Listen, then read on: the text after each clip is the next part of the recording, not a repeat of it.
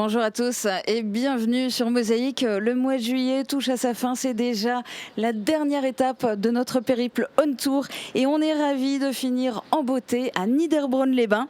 On va vous faire découvrir cette charmante commune alsacienne et notamment en la survolant avec le drone de Mosaïque. C'est une ville thermale, on vous racontera la petite histoire des sources d'eau et oui, ici il y en a deux. Et puis on vous présentera un artiste qui s'est installé à Niederbronn, c'est le photographe Michel Rauch. Les Estivales on Tour font aussi la part belle aux jeunes. Ils seront 4, ou plutôt elles seront 4 aujourd'hui, à s'affronter en équipe sous la houlette de Sandrine. Et puis 3 invités participent à cette émission. On commence avec Anne Guillier, maire de Niederbronn.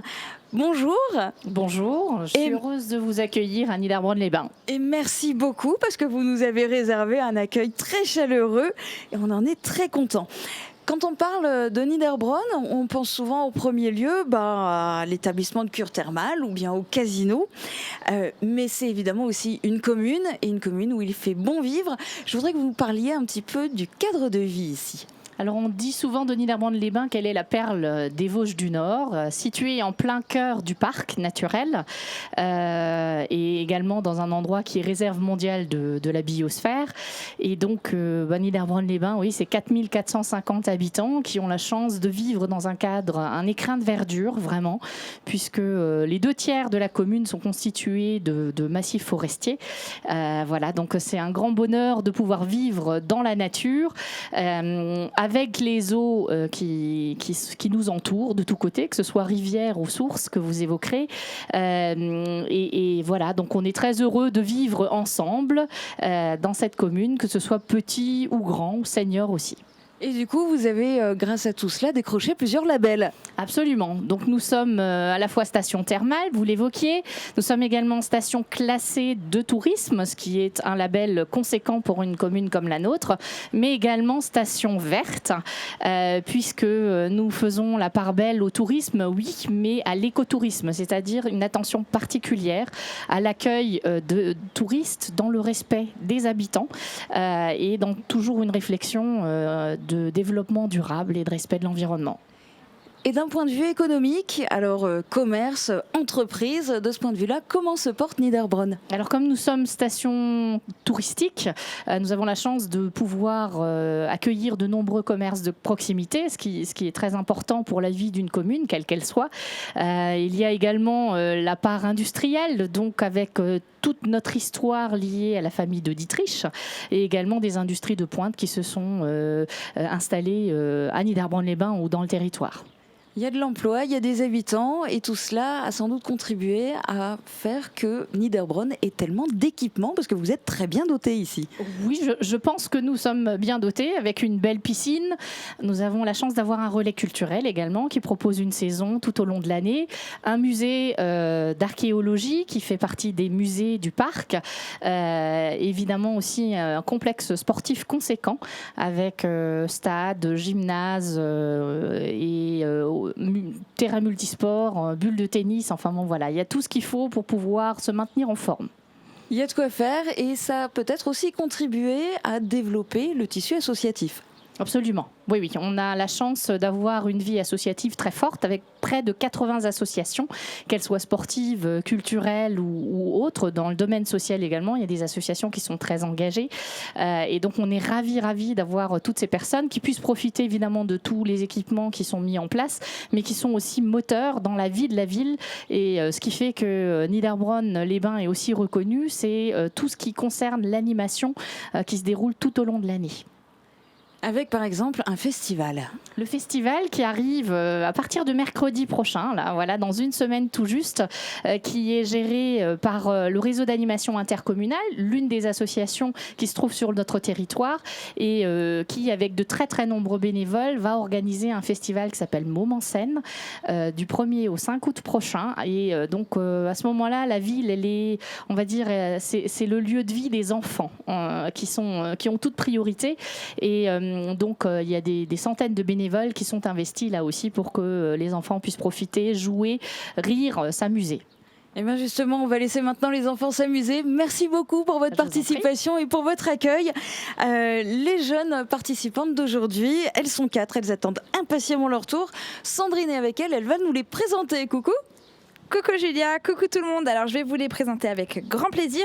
Aujourd'hui, on a 4 membres du conseil municipal des jeunes de Niederbronn et ce sont 4 filles qui sont venues représenter la ville pour relever mes défis.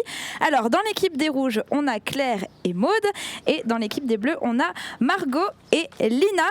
Elles vont tout de suite s'affronter dans mon premier défi. Je vous laisse découvrir les explications.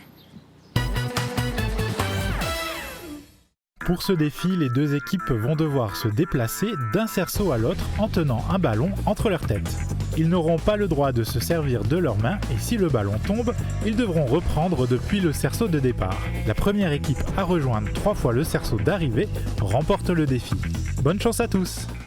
Alors, mes équipes sont en place. On va pouvoir tout de suite lancer le défi. Dès que je vous donne le top, vous pourrez prendre le ballon et le placer sur votre tête. Vous êtes prêtes les filles?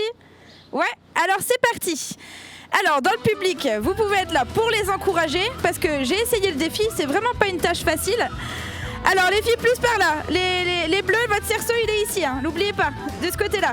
Allez-y les rouges, vous y êtes presque. Ok, vous pouvez retourner au début. Alors pour rappel, elles ont 3 passages à faire. Allez les bleus, ok, vous pouvez retourner au début. Alors du côté des rouges, on s'en sort bien, on est déjà au 2e passage. Allez les filles. Ok, super. Ah, je crois que les rouges ont terminé. Oui. Ok, cool. Alors, on peut arrêter le jeu. Félicitations les rouges. Alors, dans le public, on peut les applaudir bien fort. Revenez avec moi ici. Alors, c'est les rouges qui l'emportent pour ce premier défi. Elles ont réussi avec brio leurs 3 passages. Comment s'est passé ce premier défi? Ça allait. Ça allait, vous avez bien compris, vous avez trouvé l'astuce? Il faut bien appuyer notre tête contre pour que ça le compresse en quelque sorte. Ok, et du côté des bleus, comment ça s'est passé? Bien. Pas trop déçu d'avoir perdu ce premier défi? Non, ça va encore. Ça va? On va se rattraper pour la suite, rassurez-vous. On vous laisse maintenant avec Julien, on vous retrouve tout à l'heure pour la suite des aventures. Et on continue cette émission à la découverte de Niederbronn. Et ici, l'un des symboles, c'est évidemment le casino. Alors, on va en parler de ce casino avec le directeur général, Geoffrey Dière. Bonjour. Bonjour. J'ai une première question qui risque de vous paraître décalée, mais c'est pas grave, tant pis, je la pose. Est-ce que vous avez déjà volé au-dessus de votre casino? Non, pas du tout. Pas du tout. On vous en offre l'occasion. On vous en offre l'occasion à tous. Mosaïque a réalisé la carte postale aérienne de Niederbronn. Et on passe bien sûr aussi au-dessus du casino.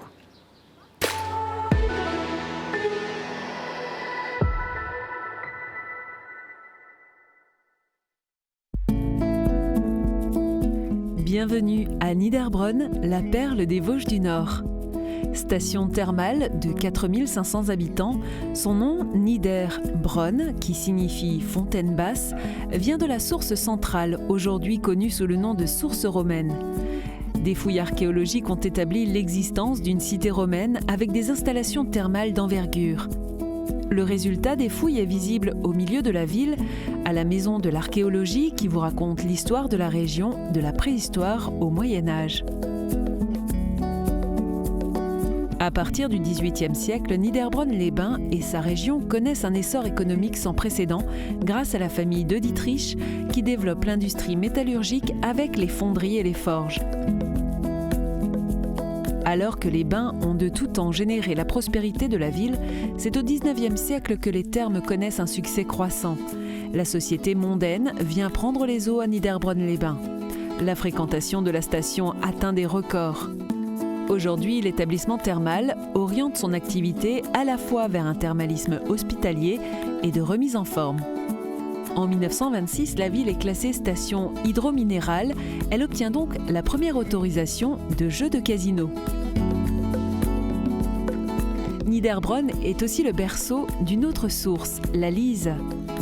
Commercialisée depuis le début des années 90 sous le nom de Celtic, cette eau minérale a obtenu le label du Parc naturel régional des Vosges du Nord. De nouveaux quartiers continuent de voir le jour. Les efforts d'embellissement et de fleurissement donnent à la ville un cachet accueillant. Curistes, touristes et résidents savourent la douceur tranquille de la cité. Entre forêt, château fort et piton de grès rose, on profite d'une qualité de vie rare dans un cadre attrayant et reposant. Si on revient au casino, est-ce que beaucoup d'habitants de Niederbronn fréquentent le casino ou bien c'est un public plutôt de touristes et venus d'un peu plus loin ? Oui, évidemment, nous avons une clientèle qui est forte présente sur la commune et sur toutes les communes avoisinantes. Aujourd'hui, pour être beaucoup plus synthétique, vous tracez une ligne entre Sarreguemines et Strasbourg et vous avez un petit peu notre bassin de clientèle. Il faut savoir que l'établissement accueille l'année dernière 141 000 personnes, 141 000 visiteurs, donc c'est toujours en bonne proportion et cette année, c'est toujours sur une belle dynamique. Alors quand on dit casino, évidemment, on pense aux joueurs, on vient d'en parler. Mais c'est une entreprise. Alors du coup, combien de personnes y travaillent ? Quels sont les métiers ? Alors c'est une belle entreprise de 75 personnes qui tous les jours, du petit matin jusqu'au soir, et très tard dans la nuit travaillent. On peut y trouver plusieurs postes, donc toute la partie jeu. On peut y avoir des agents de sécurité et des agents d'accueil, pardon. Vous aurez des assistants en salle qui seront là à expliquer les jeux aux clients, des caissiers, des caissières, des croupiers. Pour le coup, puisque aujourd'hui nous avons quand même 6 tables de jeu et tout un pôle restauration. Vous avez des serveurs, on a un espace bar aussi, et puis tout le personnel administratif qui est là. Alors vous parliez justement des croupiers, évidemment, du côté des gens qui travaillent dans un casino. Les premiers auxquels on pense sont les croupiers. Quand vous embauchez, vous avez besoin de les former. Vous avez carrément décidé de créer une école de croupiers. Elle fonctionne comment ? C'est ça, donc effectivement nous étions en recrudescence de croupiers, on en recherchait pas mal et puis on a pris le pari de créer pour la première fois dans le groupe une école régionale qui englobe en fait le casino de Niederbronn, le casino de Blotzheim et de Ribeauvillé, puisque tous les trois avions besoin de personnel et on s'est dit on a de l'espace, on a un site, on va créer une salle de jeu fictive avec des vraies tables, on va recruter en partenariat avec Pôle emploi des gens qui vont postuler sans CV et en fait on va miser tout sur leur savoir-être. Et nous, on se chargera de faire le savoir-faire. Ça nous a permis de monter une école où ils seront formés en 6 semaines. Pôle emploi se charge de les rémunérer et nous, on se charge de les loger et de les nourrir. Et donc des gens qui se découvrent une vocation. Alors le groupe Barrière a rénové le casino, il n'y a pas longtemps, c'était en 2015. Et en fait, ça a changé beaucoup de choses. Oui, effectivement, ça a changé beaucoup de choses. Ça a permis de redonner une dynamique aussi à l'établissement qui avait une décoration, on va dire, un peu plus ancienne. Et aujourd'hui, ça a permis de mettre en valeur des pôles différents, puisqu'on dit casino, mais ce n'est pas qu'un casino, c'est un espace de loisirs où il y a plusieurs portes d'entrée. Hein. On peut aussi bien y venir dîner, déjeuner, passer un moment pour prendre un verre sur l'espace lounge, ou aussi bien effectivement aller jouer aux tables de jeu. Et à côté de ça, on a tous des espaces qui sont dédiés aux entreprises, aux fêtes d'entreprise, aux séminaires et aussi à des événements type mariage pour ceux qui veulent se marier au casino. Donc on peut à peu près tout faire, il y a de l'animation et il y a potentiellement du spectacle. Merci beaucoup pour votre participation. Merci. Alors maintenant, pas de jeux d'argent, mais des jeux d'adresse pour nos jeunes participantes. C'est l'heure du deuxième défi du jour. Alors, on va pouvoir lancer le deuxième défi. Petit rappel pour l'instant, c'est les bleus qui sont en tête, c'est ça ? Je ne sais plus. C'est les rouges ? Eh bien, c'est les rouges qui sont en tête, décidément. Alors, peut-être que c'est les bleus qui vont reprendre l'avantage. On va le découvrir dans un instant dans ce deuxième défi. Je vous laisse d'abord avec les explications. Pour ce défi, un joueur de chaque équipe se tient dans un cerceau avec une cible. Sans sortir du cerceau, ils doivent tenter de réceptionner les balles et les flèches tirées par le lanceur qui aura les yeux bandés. L'équipe qui marque le plus de points remporte le défi. N'oubliez pas, les fléchettes comptent double. Bonne chance à tous. Alors, mes deux équipes sont prêtes. Alors, je vous rappelle, dans les cerceaux, les filles qui tiennent les cibles, vous n'avez pas le droit de bouger les pieds, mais vous pouvez essayer de rattraper les projectiles. Les filles qui ont les yeux bandés ont l'air d'être prêtes aussi. Du coup, on va pouvoir lancer le jeu. Alors, allez-y, c'est parti. Vous pouvez lancer votre première balle, votre première flèche. Dans le public, on peut les encourager.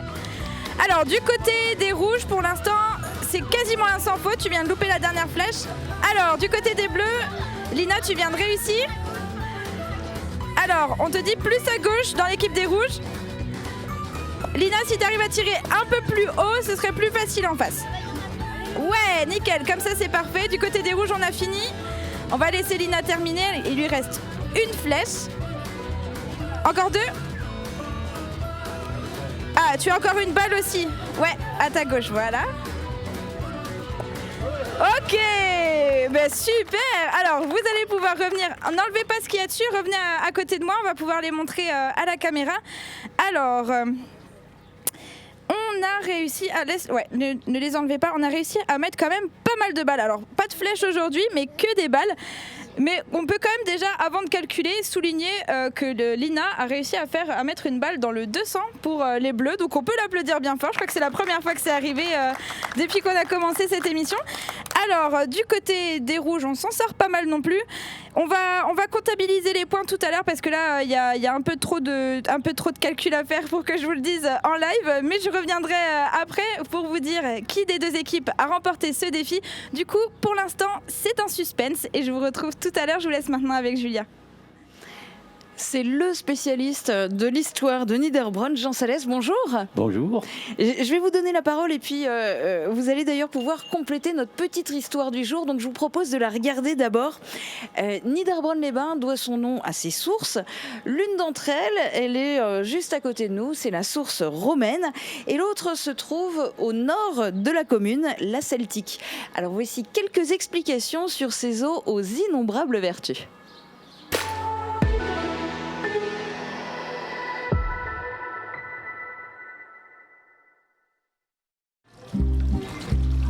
On apprécie la source minérale de Niederbronn depuis l'Antiquité.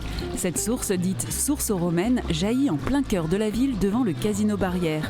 Cette eau minérale de type chloruré, sodique et carbogazeuse est particulièrement indiquée en cure de balnéation pour les atteintes rhumatismales et traumatiques. Compte tenu de la composition de l'eau, l'arrêté d'autorisation d'exploiter impose un avis médical préalable pour les cures de boissons et demande à la commune de veiller à empêcher un accès libre à l'émergence de la source. C'est pourquoi depuis 2008, un aménagement de mise en valeur la protège. Boire de l'eau de Niederbronn, c'est pourtant possible grâce à la source celtique. Une eau qui jaillit à 10 degrés. Oligométallique, diurétique, elle est la moins minéralisée de France. Elle opère de véritables lavages rénaux, désintoxique les goutteux, les lithiasiques et les hypertendus. Conseillés pour la préparation des biberons, les habitants de la région n'ont pas attendu la commercialisation de cette eau pour la consommer et des générations d'enfants ont grandi avec la celtique. On vient de le voir ici à Niederbronn, il y a deux sources et elles sont très différentes. Vous l'expliquez comment ? Bien, ça remonte à très loin, à l'effondrement du fossé rhénan, où les couches sédimentaires calcaires qui se trouvaient par-dessus le grès se sont effondrées pour donner naissance aux collines sous-vosgiennes. Et nous sommes exactement sur un arc d'effondrement, une faille de l'arc d'effondrement de ce fossé rhénan. Et donc, Niederbronn a la particularité d'avoir un sol d'un côté gréseux, c'est le massif montagneux, et de l'autre côté calcaire, c'est-à-dire la colline sous-vosgienne. Or, la source celtique dont il a été question vient du socle gréseux, elle est donc filtrée par les sables et donc est très très pure, très peu minéralisée.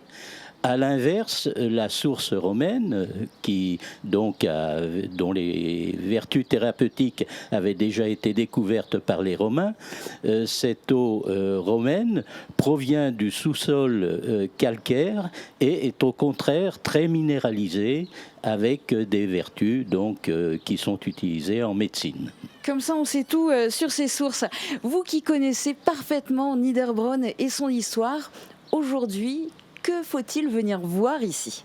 Déjà, il faut venir voir l'attrait de la ville, qui est une ville très agréable à vivre. Et puis, sur le plan visite, il y a les vestiges des thermes romains. Il y a une petite partie des thermes romains qui ont été exploités et mis en valeur en 2011. Et puis, il y a deux autres sites emblématiques de Niederbronn. Je veux parler du Grand Wintersberg, qui est le point culminant des Vosges du Nord, à 581 mètres, et qui lui-même est rehaussé d'une tour de 25 mètres, qui permet une vue imprenable et panoramique depuis la cathédrale de Strasbourg, le parc Tanclair, la forêt noire, le Palatinat, la Moselle aussi avec le pays verrier et un point caractéristique avec la tour de Götzenbrück. Voilà. Et le deuxième site emblématique, eh bien, c'est le château de la Wasenburg, château du XIIIe siècle, donc qui domine la ville et qui est un point de visite incontournable de tous les touristes et curistes qui viennent à Niederbronn. Et ce château, il a une importance toute particulière pour vous. Oui, absolument, puisque je suis en train d'écrire un ouvrage, une petite monographie sur ce château, afin de mieux le faire connaître et puis également de contribuer au financement des gros travaux qui sont nécessaires pour sa sécurisation. Donc à découvrir prochainement. Absolument. Merci beaucoup pour vos explications et pour votre participation à cette émission. Alors il fait chaud, il fait très très chaud. En plus on est dans une ville thermale, donc forcément ça donne envie de se baigner. Et bien à défaut de plonger, il y en a 2 qui vont avoir la chance de se rafraîchir un peu. C'est l'heure du 3e défi. Tout à fait, c'est ça. Alors, si vous vous rappelez, il y a un instant, on devait faire quelques calculs savants pour savoir quelle équipe a remporté le défi qui vient de se passer juste avant. Alors, on a fait les calculs du côté des Bleus. Rappelez-moi combien vous avez fait ? 440. Combien ? 440. 440. Et du côté des Rouges ? Nous avons 500. Du coup, c'est encore une fois les Rouges qui l'emportent. Alors, on peut les applaudir bien fort. Mais les Bleus vont pouvoir se rattraper sur ce dernier défi qui va tous nous rafraîchir. Vous avez même le droit pour une fois de tirer dans le public si vous voulez. Même sur moi, je vous l'autorise. Alors, on va tout de suite se mettre en place et je vous laisse découvrir les explications de ce dernier défi. 2 joueurs, munis d'un kawé, sont placés dans un cerceau avec un bol sur la tête. Les 2 autres joueurs, armés d'un pistolet à eau, doivent tirer dans le bol sans sortir de leur cerceau. L'équipe qui réussit à remplir le plus le bol remporte le défi. Bonne chance à tous! Alors, on va être bientôt parti pour le défi. Il y a juste une équipe qui met une capuche sur la tête. Alors, on a le clan des capuches aujourd'hui. Alors, on va bientôt être en place. Alors, les filles, vous avez chargé les pistolets ? Les pistolets sont chargés. Donc, Lina, mets-toi bien juste dans ton cerceau. Voilà. Et puis, dès que le sifflet retentit, vous pourrez y aller. Alors, dans le public, on peut les encourager. Alors, n'hésite pas, Margot, à charger un peu plus ton pistolet. Vas-y, charge le plus. Voilà, comme ça. Je vais quand même me mettre un peu derrière la table. Allez, Margot, vas-y. Il faut pas bouger autant, Lina, sinon tu vas faire tomber toute l'eau. Alors, du côté des Rouges, on s'en sort un peu mieux. Voilà, comme ça, Lina, c'est parfait. Bouge plus.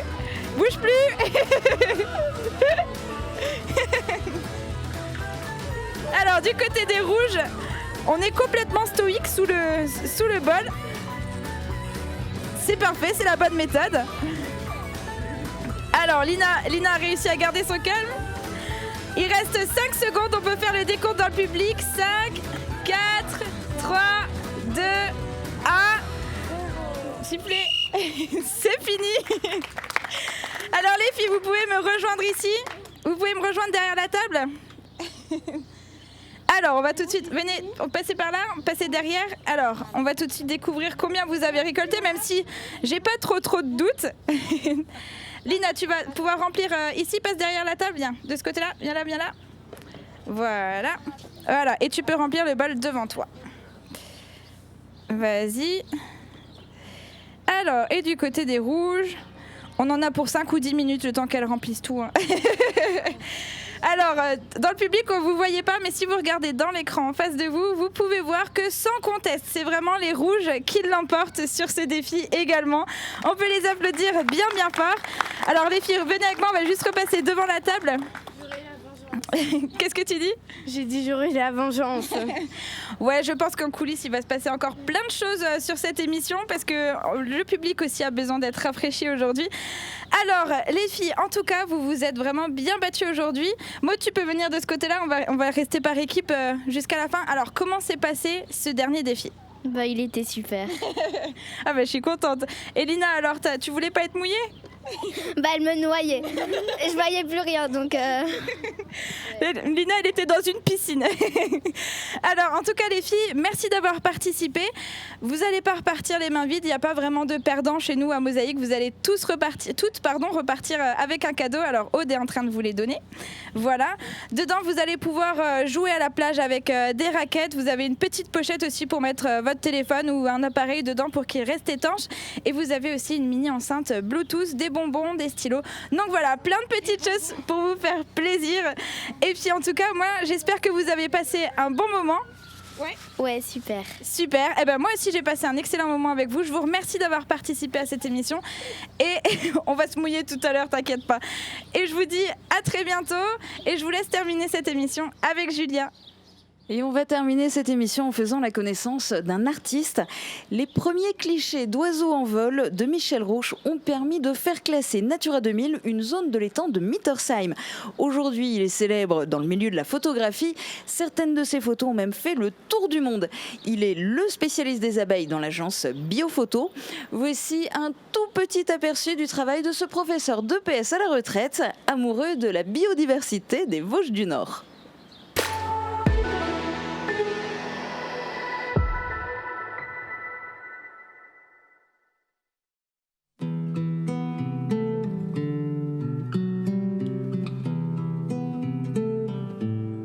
Je m'appelle Michel Rauch, ou Rauch pour les Alsaciens.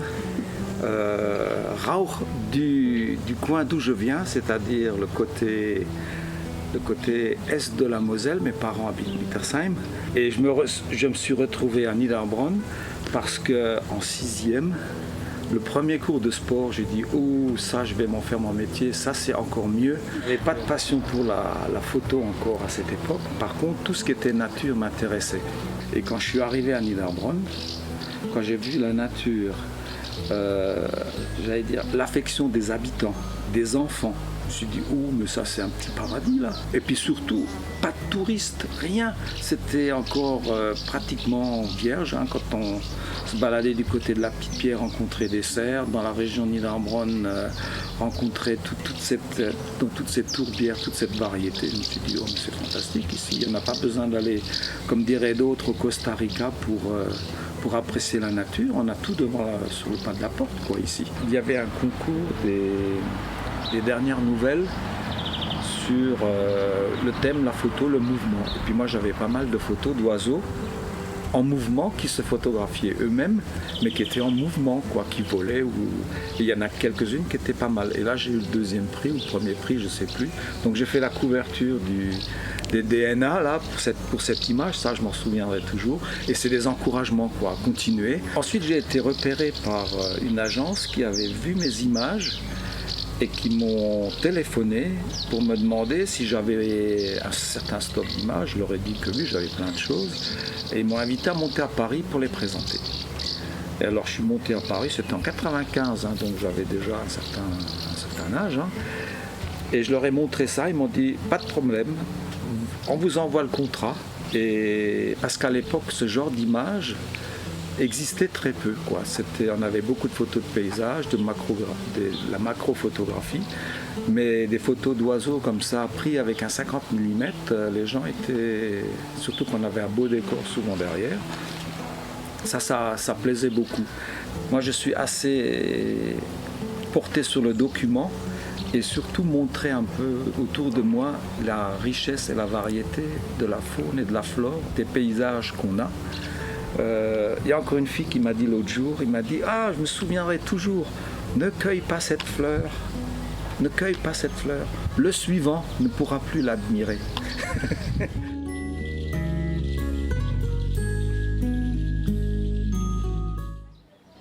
Et Et puis sachez que c'est Michel Rauch qui pilote l'exposition Imaginaire qui est visible jusqu'à fin septembre en plein air à Niederbronn. 35 photographes professionnels et amateurs avertis présentent leur travail et c'est cette année sur le thème du sable. Une occasion donc de plus de venir par vous-même découvrir Niederbronn. Et oui, par vous-même, parce qu'à la télé, ça y est, c'est fini, c'est déjà la fin de cette émission. Merci Niederbronn, un merci tout particulier à la municipalité et aux 3 invités qui se sont succédés sur ce plateau éphémère. Bravo aux 4 jeunes filles qui ont su relever les défis de Sandrine. Alors depuis un mois, vous nous avez vus tous les jours à la télé, Sandrine avec la complicité d'Aude et moi, mais vous doutez bien qu'il n'y a pas que nous. Il y a énormément de gens, toute l'équipe de Mosaïque qui s'est mobilisée pour réussir à mener à bien les Estival On Tour durant tout le mois de juillet. Alors pour une fois, je voudrais qu'on tourne les caméras vers les membres de l'équipe, qu'on vous les présente, que vous puissiez voir un petit peu comment ça se passe. Et puis surtout, je voudrais leur dire un immense merci à cette occasion. Alors au cadrage, il y avait Uranie, il y avait aussi Thomas, il y avait Guillaume. À côté de Guillaume, il y a aussi Sylvia qui était notre maquilleuse tous les jours, aussi bien pour les présentatrices que pour les invités. Au cadrage, il y avait aussi Margot. On a réquisitionné aussi des stagiaires et donc on avait Joris et Sébastien à la caméra épaule. Une émission pareille, évidemment, ça nécessite beaucoup de technique. Dans le quart régie, il y avait Julien au magnéto. Yvan, notre réalisateur, qui est le chef d'orchestre de ce périple. Il y avait Flora à la vision et Valentin au son. L'occasion aussi de citer ceux qu'on n'a pas forcément vus mais qui ont œuvré aussi. Il y avait aussi Marie-Morgane et puis les reportages de cette émission ont été réalisés par Catherine et Joris et les images aériennes pour les cartes postales ont été filmées par Marc et Julien. Voilà, on a passé un super mois de juillet en votre compagnie. On vous donne rendez-vous demain dès midi sur Mosaïque pour le dernier best-of de cette dernière semaine d'estival et on vous souhaite un très bel été.